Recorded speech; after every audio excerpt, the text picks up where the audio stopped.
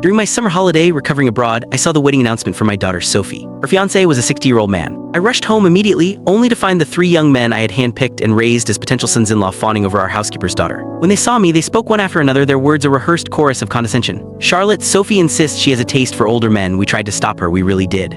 But don't you worry, after Sophie is married off, we'll take good care of all the Shaw family businesses for you. And as for Rosalind, we'll respect whoever she chooses to marry. The most important thing is that she produces a worthy heir for the Shaw family to continue the legacy." I looked at my own daughter Sophie standing silently beside them, her eyes dull and lifeless, a chilling numbness etched onto her face. A tremor of pure rage shook my body. These little pretenders, these would-be sons-in-law, thought they could steal everything from my daughter. They were living in a fantasy.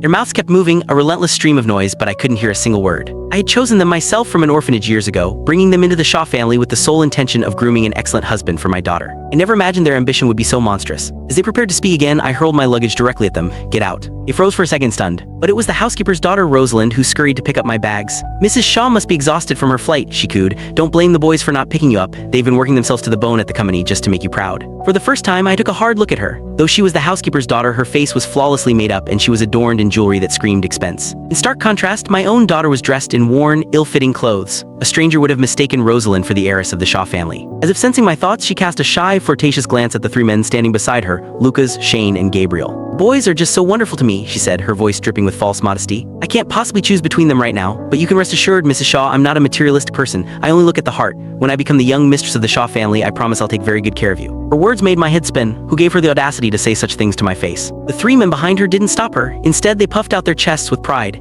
In that moment, I understood. Perhaps I had been too subtle in my intentions, leading them to believe they were being groomed as heirs to the Shaw fortune itself. But even so, that was no excuse for tormenting my daughter. I took a deep breath, took Sophie's hand, and turned to Rosalind. "I don't care if you're looking at their hearts or their wallets. The affairs of a low-class servant are of no interest to me." Rosalind's eyes widened in disbelief, then quickly filled with tears. Did I do something to upset you, Mrs. Shaw?" Lucas was the first to react, stepping in front of Rosalind protectively. "Charlotte, don't talk to Roz like that. Look at the stray puppies in the yard. She rescued every one of them. A person that kind couldn't possibly have a malicious bone in her body." My heart sank. I yanked up my daughter's sleeve. Just as I feared, her arm was covered in an angry, red rash, swollen and raw in places, with scratches that looked like they'd been reopened countless times, some even oozing pus. I pointed a shaking finger at Lucas, my voice trembling with fury. "This is how you take care of her. Don't you know Sophie is allergic to dog fur?" Ian immediately pulled Sophie away from me. "Sophie, tell your mother, since when are you allergic to dogs? How could you lie to her like that?" He then turned to me, his face a mask of false concern. "Charlotte, you have no idea. Sophie's constantly bullying Roz. When you were away, she'd order Roz around, even faking sickness to make Roz take care of her all night. She does it all out of jealousy because she can't stand us being good to Roz. So all these marks on her body, she did them to herself for attention." I almost laughed. I carried this child for 10 months. I knew her better than my own heart. He thought he knew her better than me. I was about to take Sophie to the hospital, but Gabriel blocked our path.